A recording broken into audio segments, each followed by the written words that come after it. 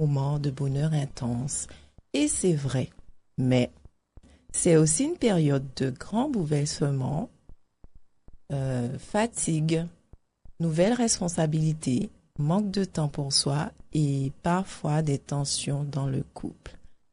Alors, comment traverser ce passage sans se perdre? Comment continuer à nourrir la relation quand toute l'énergie est tournée vers le bébé? Pour en parler aujourd'hui, j'ai le plaisir de recevoir Maëva. C'est une entrepreneure de cœur, passionnée par l'amour sous toutes ses formes. Elle accompagne les femmes en couple à se reconnecter à leurs valeurs, à leur douceur et à leur puissance intérieure. Donc, pour commencer, est-ce que tu pourrais nous raconter ce qui t'a amené à te spécialiser dans l'accompagnement de la femme en couple? Bonsoir Christine, bonsoir les auditeurs. Alors tout d'abord, je suis Maëva, maintenant je m'appelle Orakaya et infirmière de formation. Et dans mon métier d'infirmière, j'aimais énormément tout ce qui était le relationnel. Et en plein Covid, je me suis posé la question de ce qui m'animait réellement. Donc je vais parler de mon âme. Et en fait, je me suis rendu compte que depuis très très très longtemps, j'aimais les dynamiques de couple. Donc organiser des soirées pour les couples. Dès qu'il y avait un petit conflit, des difficultés, on venait toujours me voir. Et en fait, ça a été comme une évidence. Et je me suis rappelé également que pendant la période Covid, quand j'étais en cinquième, on m'avait demandé qu'est-ce que je voulais faire comme métier. Et en fait, intérieurement, j'ai répondu sexologue. Parce que, bien entendu, on ne peut pas dire à sa maman, on va faire sexologue. Donc j'ai dit infirmière. Effectivement, je suis devenue infirmière et après, on va dire que ma mission m'a appelée. Voilà. D'accord. Donc, qu'est-ce qui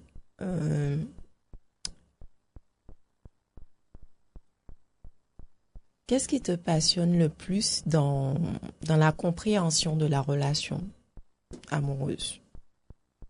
Alors, ce qui me passionne le plus, je vais dire, c'est vraiment l'âme du couple.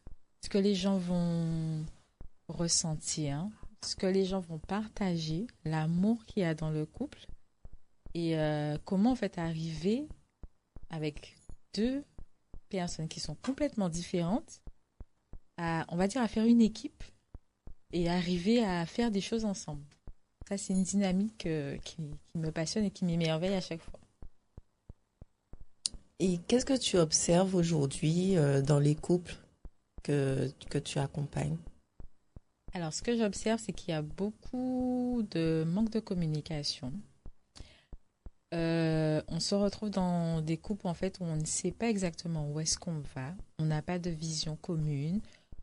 On est beaucoup dans la colocation au lieu d'être justement dans cette équipe, comme je disais tout à l'heure, où on va vers la même vision, on va vers les mêmes objectifs. Et ce qu'il y a de bien, c'est qu'en fait, il y a des couples qui en prennent conscience et qui se demandent en fait comment justement on peut arrêter ça. Puisqu'il y a des fois où il y a ceux qui vivent jusqu'à vitam aeternam, on va dire jusqu'à la mort en colocation. Et là, en fait, il y a une génération de couples, ouais, on va dire ma tranche d'âge, qui se posent des questions réellement. Et ça, c'est intéressant. Mhm. Et parmi ces moments charnières de la vie d'un couple, l'arrivée d'un enfant, en fait, souvent partie, en fait. Donc, pourquoi l'arrivée d'un bébé est-elle un moment aussi bouleversant pour la relation de couple? Alors, avant bébé, avant le couple, il y a moi et il y a toi. Donc, il y a le je et il y a le tu. Le je et le tu décident de se mettre ensemble. Donc, on a un couple. Donc, il faut composer avec le je, le tu, pour faire quelque chose qui est le nous. Oui, Voilà. Oui. oui. Ben oui, je et tu, Je et c'est tu, nous. ça donne nous. Avec un enfant, il y a je, tu, il y a nous et il y a lui. Et du coup, en fait, il y a plein de... Par exemple, chez la femme, on va observer plein de changements physionomiques. Il y a tout ce qui va être les hormones, il y a tout ce qui va être les prises de conscience. La femme qu'on a rencontrée avant qu'elle soit enceinte, c'est pas la même pendant la grossesse, c'est pas la même après la grossesse. Par exemple, avant d'avoir un enfant, ben, c'était sa relation de couple. Donc, elle va être très attentive à son mari, elle va prendre soin de son mari, elle va séduire son mari. Tandis qu'avec l'arrivée d'un enfant, il y a la fatigue. Il y a toutes les responsabilités qui incombent derrière avoir un enfant. Et du coup, ben, forcément, la femme est un peu moins disponible pour son mari. Le mari, lui, il voit sa femme porter un enfant, il voit les choses se faire, sauf qu'il ne ressent pas les choses. Donc, il y a ce temps de retard, en fait, entre la prise de conscience de la femme où je suis enceinte, on va avoir un enfant, et la prise de conscience de l'homme où, oui, bon, on va avoir un enfant. Donc, il y a déjà ce temps-là. Et ensuite, quand l'enfant arrive, la femme, en fait, elle est tout de suite, ben, c'est elle qui accouche. Donc, pour elle, c'est tout de suite, c'est sa responsabilité à elle. Mhm. Là où l'homme, en fait, du coup, il ne saura pas exactement où se placer, quoi faire, comment faire. Et on se retrouve avec une femme qui gère beaucoup de choses et un homme, en fait, qui ne sait pas où se placer. D'accord. Donc, et qu'est-ce qui change le plus la dynamique du couple, en fait, dans ce moment-là, à ce moment-là? Alors, ce qui va le plus changer la dynamique du couple, ça va être l'organisation. Donc, on va passer d'un couple qui potentiellement n'était pas organisé, c'est-à-dire, ah tiens chérie, on sort ce soir. C'était va. ouais, spontané. C'était Voilà, spontané. voilà, bien sûr, mon amour, on y va. Ah, il y a une soirée, bien sûr, voilà. Alors, on va se dire, ah non, alors, il y a une soirée dans 2 mois. Donc, il faut qu'on gère pour l'enfant. Il faut qu'on sache comment on s'organise. Alors, au niveau du travail, comme je sais qu'on a l'enfant, on va être fatigué. Donc, est-ce que c'est le bon moment? Voilà. Donc là, c'est vraiment tout ce qui va être organisationnel. J'aime bien cette Christelle. Pourquoi cette tête, Christelle? Non, mais c'est si bien expliqué. Oui, je sais. Oui. Je le dis également.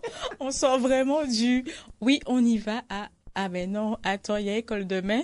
Mais en fait, quand tu dis ça, ça me fait repenser à la période où j'étais pas encore maman. Mhm. Et en fait, je sortais, C'est ça. je rentrais à pas d'heure. C'est ça. Et puis, quand on devient maman, en fait, je sais pas, mais c'est comme si, en fait, ça devient instinctif. On revoit nos priorités Oui, tout à fait. instinctivement, en fait. C'est ça. Par exemple, quand Autant on était un peu, on y va, tant qu'il y a un truc, on y va. Et puis là, on réfléchit, on réfléchit à beaucoup. 2-3 fois avant de prendre une décision. C'est ça.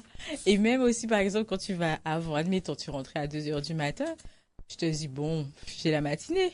Mais non, il faut se réveiller à 6 heures, à 5 heures, parce qu'il y a l'enfant qui te dit, mais maman, moi, j'ai dormi toute la nuit, en fait. Enfin, maman, papa, j'ai dormi toute la nuit. Donc, le jour, c'est le matin aujourd'hui. On se réveille. Donc, fini les grasses mat. Non, il n'y a plus de grasse matinée. À moins que tu aies un enfant qui fasse des grasses matinées. Ça, voilà. Mais J'ai réussi à gérer ça pendant un certain temps. Mais là, c'est d'accord. plus possible.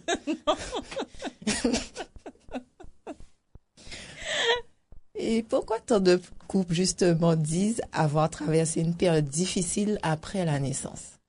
Parce que justement, il faut s'adapter avec l'enfant. Donc, c'est une troisième personne qui arrive et on n'est plus sur le jeu, on n'est plus sur le tu.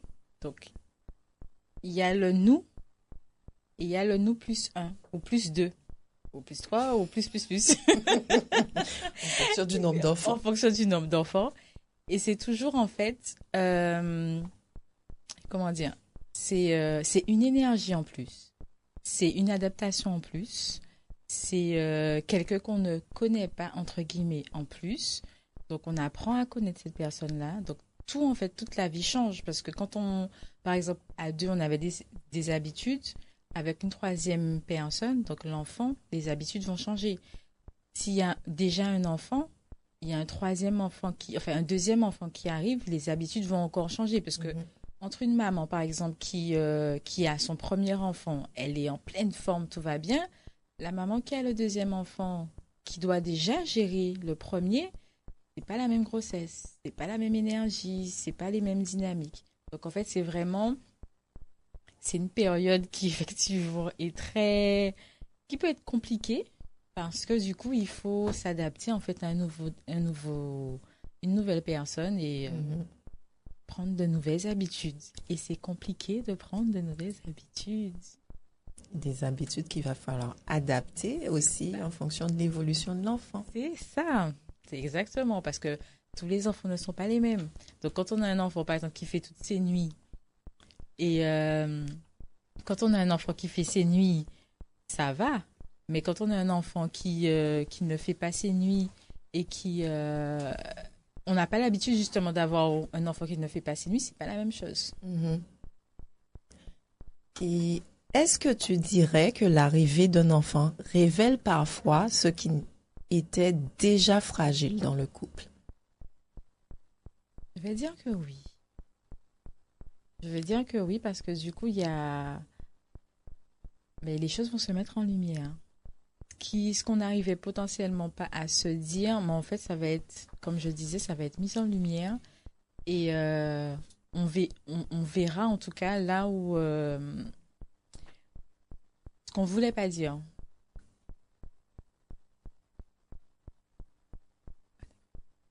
Donc, ouais, je dirais que c'est l'arrivée d'un enfant peut effectivement mettre en lumière les choses qui étaient déjà présentes.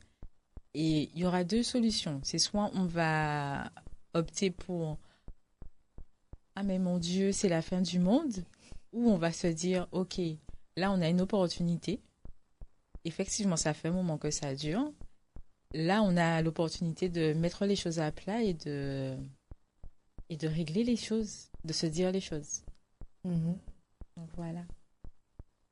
Donc, quelles sont les tensions que tu observes le plus souvent chez les jeunes parents? Alors, les tensions que j'observe le plus souvent, ça va être au niveau de la communication. Ça, c'est quelque chose où on ne communique pas assez. Vraiment, ça, c'est... en fait, on n'a pas appris à communiquer. On va se dire des choses. Par exemple, à des moments où on sort du travail. Oui, tu n'as pas fait la vaisselle. Donc, on va se partager des informations. Sauf qu'on ne va pas créer un cocon serein pour pouvoir discuter. Pour pouvoir vraiment dire les choses de manière... mais sans être en colère, par exemple. Sans rancœur. Ou encore en toute vulnérabilité. En fait, avoir des conversations profondes, en fait. C'est ça, c'est exactement ça. Mais est-ce que ça, justement, ça viendrait pas de ce qu'on a reçu de nos parents? Totalement. Totalement. Bien sûr, parce que c'est pas quelque chose qu'on a eu enfant l'habitude de voir entre les parents. Alors, je vais dire que bon, potentiellement, il y a des gens, oui. Oui. La majorité, nous sommes en Guadeloupe. Je n'ai pas vu de conversation entre. Alors moi, c'était mon beau-père, entre mon beau-père et ma mère. Je voyais des échanges. Il faut nous déposer à telle heure, voilà, il y a ci, il y a ça. Mais des conversations où en fait je vais les voir s'asseoir, prendre le temps pour eux, ou même nous parler à nous en fait, non.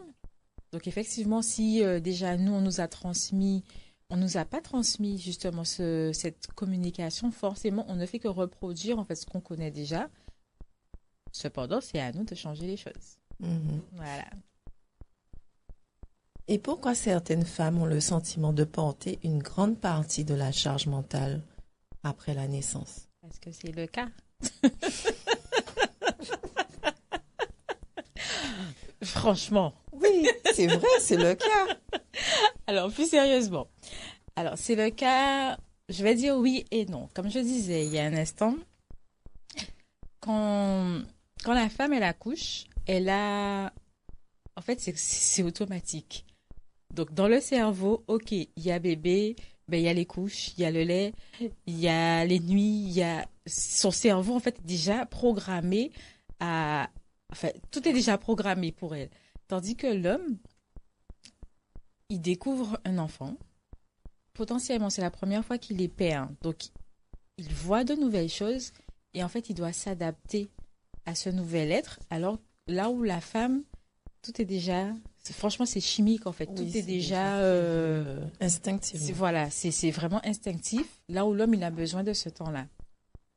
Sauf que la femme n'a pas ce temps-là. Parce qu'effectivement, il faut programmer les choses pour l'enfant. Et du coup, elle va prendre toutes ses responsabilités. Là où l'homme, en fait, au fur et à mesure où ben, l'enfant va grandir, il va s'effacer en fait de plus en plus. Donc forcément, il y aura plus de charges pour la femme. Là où ben, l'homme, il en aura de moins en moins. Euh, du coup, du côté des pères, justement, ou du partenaire, qu'est-ce qui, euh, qu'est-ce qui peut être difficile à vivre aussi pendant cette période?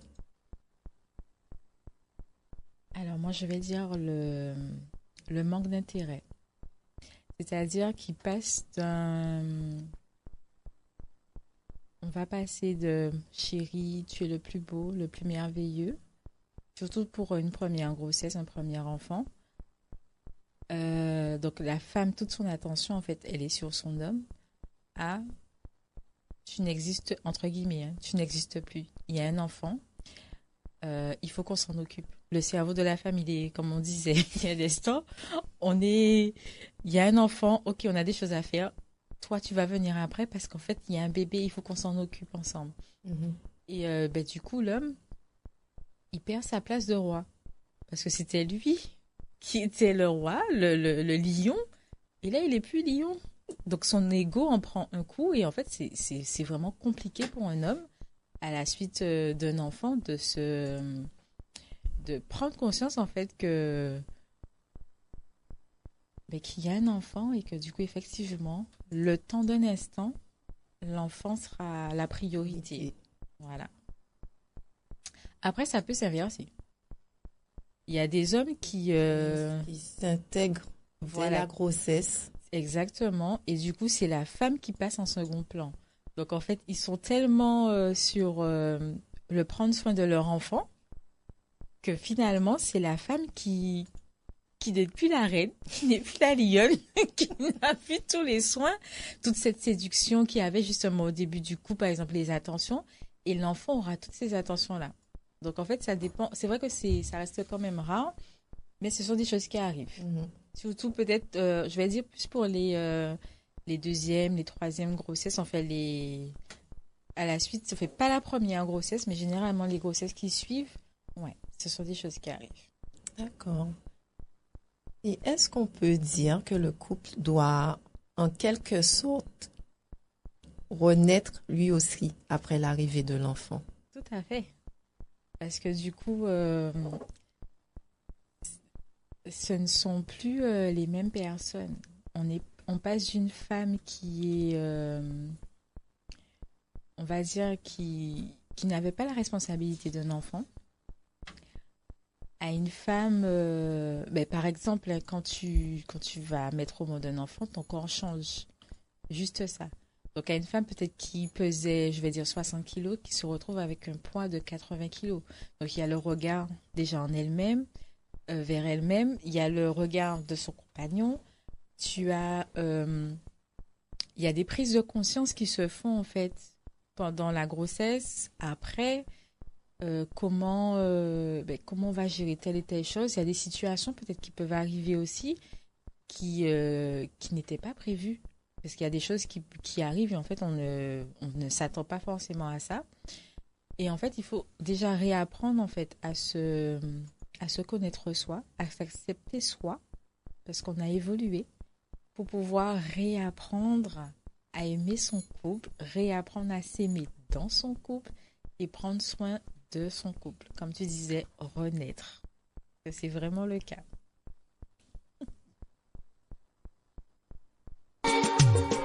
RFM.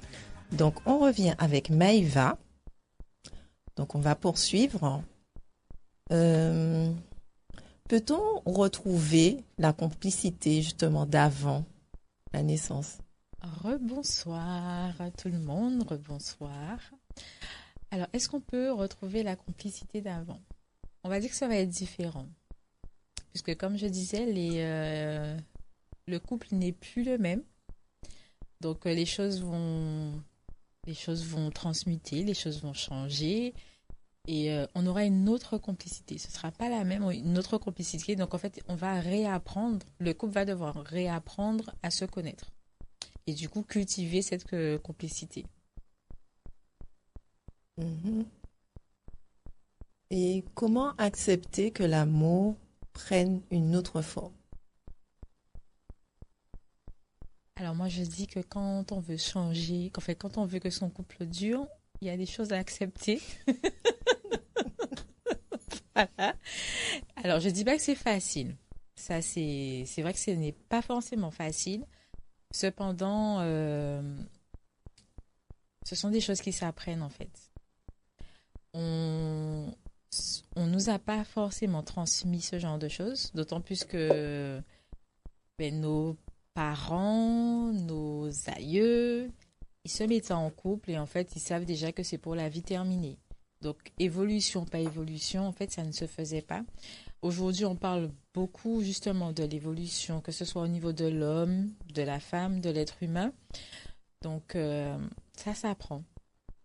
C'est important d'apprendre à voir en fait que le couple, il va évoluer. La femme qu'on va rencontrer il y a X années ne sera pas celle 10 X années après.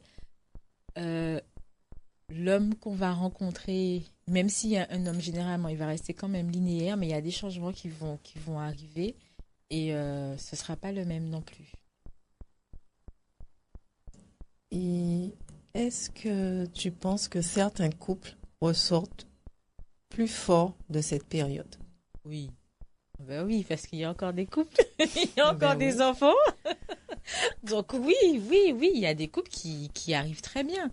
Et ça, c'est parce qu'ils ont, ils prennent conscience en fait que pendant un certain temps, on, on va être des parents.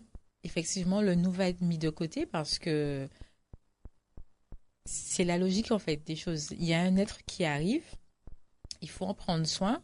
C'est notre responsabilité en fait à tous les deux. Et du coup, on prend la décision ensemble de mettre un peu de côté le nous pour pouvoir justement le temps de que l'enfant aussi commence à s'adapte à son parent. S'il y a des frères et sœurs qui s'adaptent à ses frères et sœurs, il était dans un cocon pendant généralement, normalement pendant 9 mois. Et là, en fait, il découvre la vie. Donc, pendant un temps, c'est normal, en fait, que le couple doit, enfin, s'il le souhaite en tout cas, se consacrer, en fait, à son rôle de parent, le temps d'accompagner cet enfant-là et après retrouver son nous, en fait. Parce qu'en général, justement, pendant cette période-là, il y a des couples en fait qui quasiment se séparent en fait. C'est ça. Oui, exactement, parce qu'ils ont pas... C'est pas dit, en fait. En fait, pour moi, on va à l'école, donc on a des enseignants, on a des professeurs, on a des mentors, tout ce qu'on veut, on va... Voilà. Dans, dans le couple, c'est la même chose. Aujourd'hui, en tout cas, c'est ma croyance. Dans le couple, c'est la même chose. On doit avoir des formations, on doit avoir des enseignants, on doit avoir des mentors, on doit avoir des coachs pour nous apprendre, en fait, à savoir être en couple, parce qu'on ne sait pas forcément être en couple. On doit également avoir des mentors, des enseignants, des coachs pour pouvoir être parent. Savoir que quand, à un moment donné, il y a un enfant qui arrive, c'est normal que les deux personnes ne soient pas les mêmes. C'est normal que le couple ne... Fait que le couple n'est plus la priorité, en fait. C'est normal. C'est pas quelque chose de dramatique ou qui arrive à... Et on ne sait pas quoi faire. C'est juste la normalité. Donc, je pense que c'est vraiment important, en fait, que le couple, que les parents se renseignent et aller chercher des informations, d'autant plus que maintenant, en fait, c'est plus comme avant où, voilà, mais comme Oui. par exemple, il y a ton émission. Donc, c'est plus comme avant. Et mais moi, je vois même la différence entre ben, ma fille, elle va avoir 12 ans, et maintenant où ça, c'est en expansion. La parentalité, les informations qu'on a aujourd'hui ne sont plus les mêmes qu'il y a ben, 12 ans. Mhm. Donc, allez chercher les informations. Et est-ce que tu ne dirais pas justement pendant cette période-là que l'homme serait le gardien de la puissance de la femme? Yes, j'aime bien ce que tu dis. J'aime bien, vraiment. Alors, je dis, c'est encore ma croyance. Alors, moi, je dis oui. Cependant, ce sont des choses qu'on aborde avant. C'est pas à l'arrivée d'un enfant qu'on va se dire, la femme va dire, je veux que tu sois le gardien de ma Ben oui, ça puissance. se prépare. Voilà, ça se prépare. Donc, ça se discute pendant la grossesse. Ça fait partie de la vision commune. Donc, effectivement, que l'homme, en fait, apprenne, sache que sa femme sera fatiguée, que sa femme, il y a tout ce qui est hormones, donc elle aura des pics, en fait, de variation d'humeur, que ça reste normal et qu'elle a besoin, en fait, de ce cocon-là, de cette structure, de cette sécurité pour pouvoir, en fait, dépasser cette phase-là. Et il faut que la femme aussi sache que son homme peut être en mesure qu'elle peut se reposer en fait sur lui. Voilà. Sur son... Parce que on a tendance à penser justement que c'est notre responsabilité alors que c'est partagé. Si on a décidé d'avoir un enfant à deux, donc en fait, la femme, elle peut se reposer sur son homme et il faut qu'elle lui fasse confiance également. Mhm. Alors, quelles sont les choses simples que les couples peuvent mettre en place pour protéger leur relation pendant le postpartum? Alors, pendant le postpartum, je vais dire une fois par semaine, s'accorder une fois que bébé est couché, s'il y a un autre enfant, que l'enfant est couché, s'accorder ne serait-ce que 10 minutes de discussion. Donc, je n'ai pas dit d'échange, tu as mis le lait au frais, non, c'est pas ça, de discussion. Comment tu te sens? Comment tu vois les choses? Comment s'est passée la semaine pour toi? Est-ce que tu penses qu'il y a des choses à améliorer? Ou juste, j'ai envie d'un câlin. Se poser, en fait, se retrouver le nous une fois par semaine.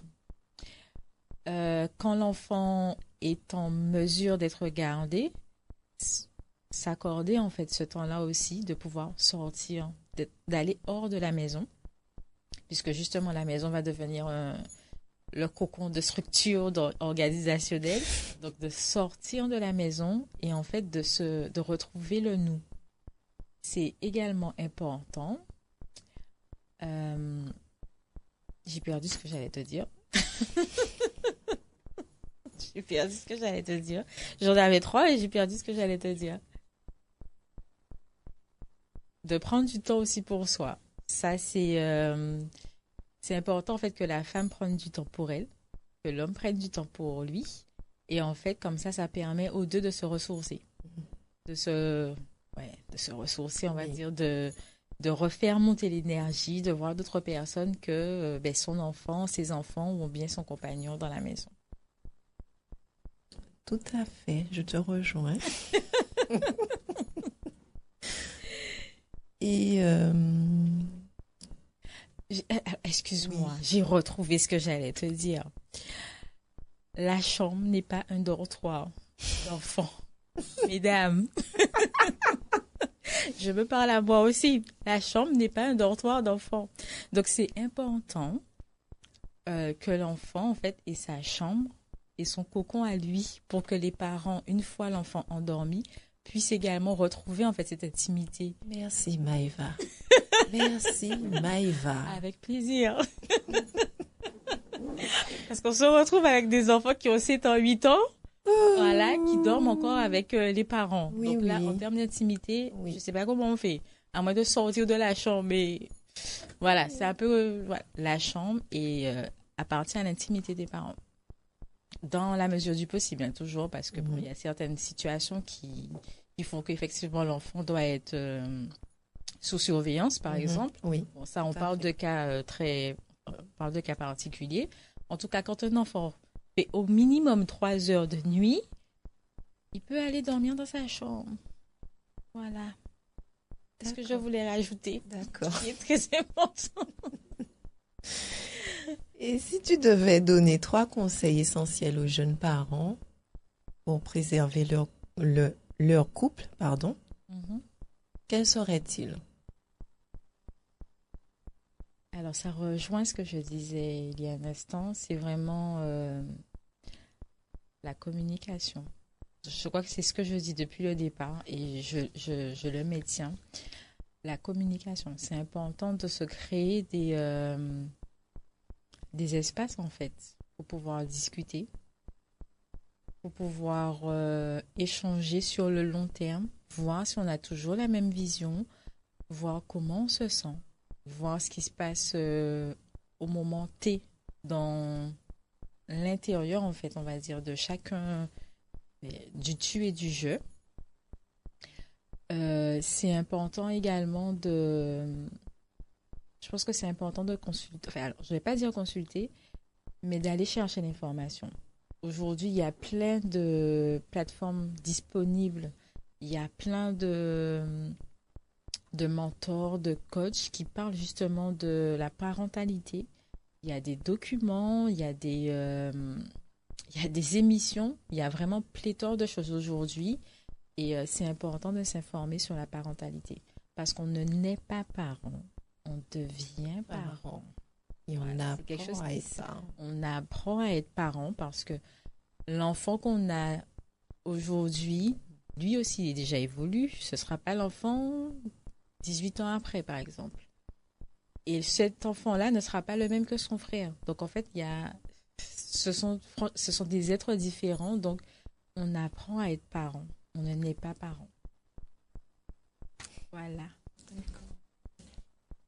Et quelle est la chose la plus importante pour partenaires, que deux partenaires devraient se dire pendant la période de transition? Je t'aime. Ouais, je t'aime. Et alors, je t'aime et je vais dire, nous sommes une équipe.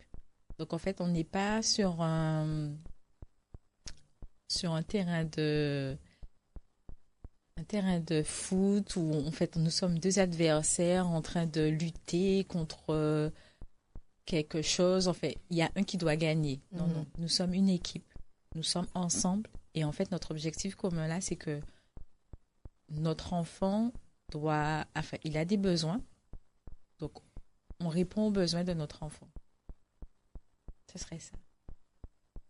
Mhm. Et j'étais en train de penser à quelque chose. Dis-moi. Et aussi, il faudrait... il y a aussi la phase de projection aussi dans le couple. Mhm. C'est-à-dire? Parce que, effectivement, quand l'enfant arrive, on est sur l'instant T, Mhm. mais le couple, avant, il se projetait. Mhm. On aurait dit que quand le bébé est là, en fait, le couple a du mal à se projeter, en fait, au niveau de tout ce qui est projet Commun ou enfin commun, projet du couple en lui-même ou bien projet de projet la famille projet couple? du couple et de la famille. Ben, pour moi, en fait, ça, comme je dis, ça s'apprend. Ça s'apprend vraiment. Alors, je vais parler de moi, sur le coup. Justement, moi, j'avais au début de on va dire, de ma carrière, j'accompagnais les couples. Je leur permettais en fait d'avoir cet espace-là où ils peuvent se retrouver, où ils vont pouvoir discuter, où ils vont pouvoir avoir de l'intimité et justement se projeter, voir ce qui va, ce qui ne va pas et se projeter sur ce que l'on souhaite actuellement.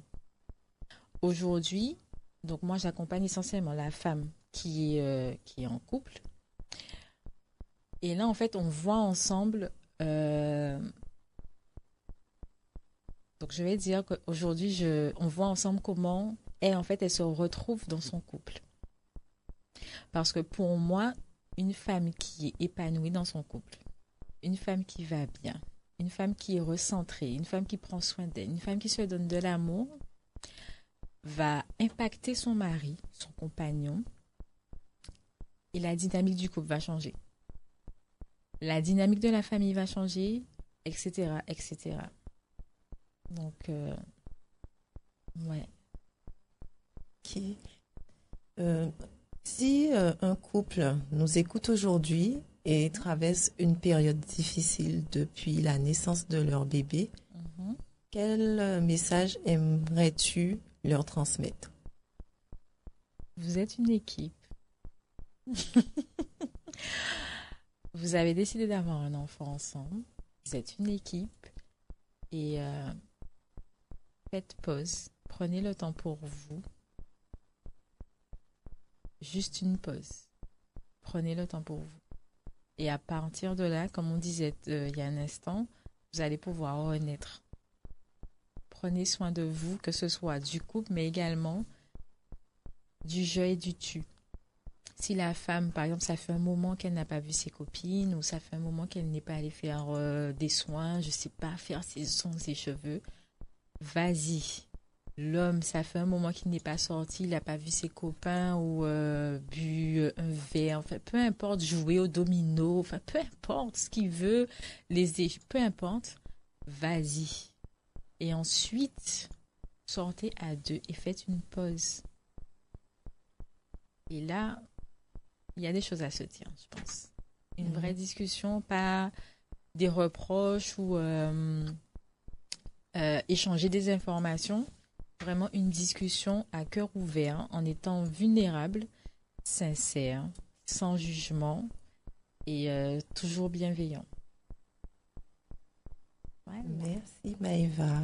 Avec plaisir. Donc, je vais te laisser présenter Mhm, ton activité, ce que tu proposes aux femmes. mhm. Alors, donc aujourd'hui, je travaille avec les femmes qui sont en couple. Les femmes qui se sentent délaissées dans leur couple. Les femmes qui ne prennent plus soin d'elles, qui sont en colère, qui ont un mal-être intérieur et qui voient en fait que la relation ne va plus. Elles ont déjà essayé beaucoup de choses et en fait elles ont face quelqu'un qui ne potentiellement ne veut plus en fait le comment dire ça, le reflet de ce qui est, c'est que potentiellement la personne ne veut plus, la personne n'est plus intéressée. Et j'aide en fait ces femmes-là à se retrouver, à se recentrer, à retrouver cette paix intérieure pour pouvoir justement, comme je disais il y a un instant, irradier en fait, retrouver cette vibration intérieure et pouvoir irradier cette lumière sur le compagnon. Et là, il y a des changements. Là, c'est Là, il y a du changement, il y a de belles choses qui se font et avoir aussi la relation qu'elle souhaite. Parce qu'il y a des fois, en fait, elle se conforte en fait dans une relation en se disant, ok, bon ben c'est comme ça, et au fond d'elle, c'est pas ce qu'elles veulent. Elles veulent, par exemple, que leur compagnon, leur mari, leur apporte des fleurs, envoie un message pour dire oh tu es magnifique aujourd'hui, j'ai hâte de te retrouver ce soir ou qu'on fasse un câlin, ce genre de choses et elles vont pas oser le dire, elles vont pas oser se l'autoriser également parce que ça fait des années qu'on est en colocation. Bon, c'est peut-être comme ça ou c'est peut-être ce que j'ai vu chez mes parents autour de moi et j'accepte. Alors que non. La femme a le droit d'avoir une relation de rêve, une relation qui lui tient réellement à cœur. Elle a le droit d'être épanouie dans son couple, d'être aimée, d'être choyée. Et voilà. Et où est-ce qu'on peut te retrouver? Alors, on peut me retrouver sur Instagram, donc sur Aura Kaya, donc Aurakara. Non, pardon, Kaya. Ou encore mon numéro de téléphone, 06 90 51 68 53.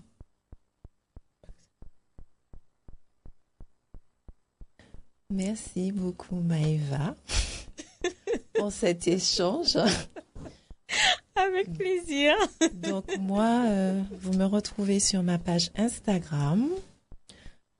Comme je l'ai annoncé lors de l'épisode précédent, donc le livre Naître mère ne va pas tarder à sortir. Donc très prochainement, peut-être la semaine prochaine ou dans 2 semaines. Et vous pouvez me joindre au 06 90 94 10 69. Donc merci encore Maëva pour cet échange précieux. Avec plaisir. Ce que nous retenons aujourd'hui, c'est que la naissance d'un enfant transforme profondément la relation, mais qu'elle peut aussi devenir une occasion de réinventer le couple. Parce que n'être parent, c'est aussi apprendre à aimer autrement.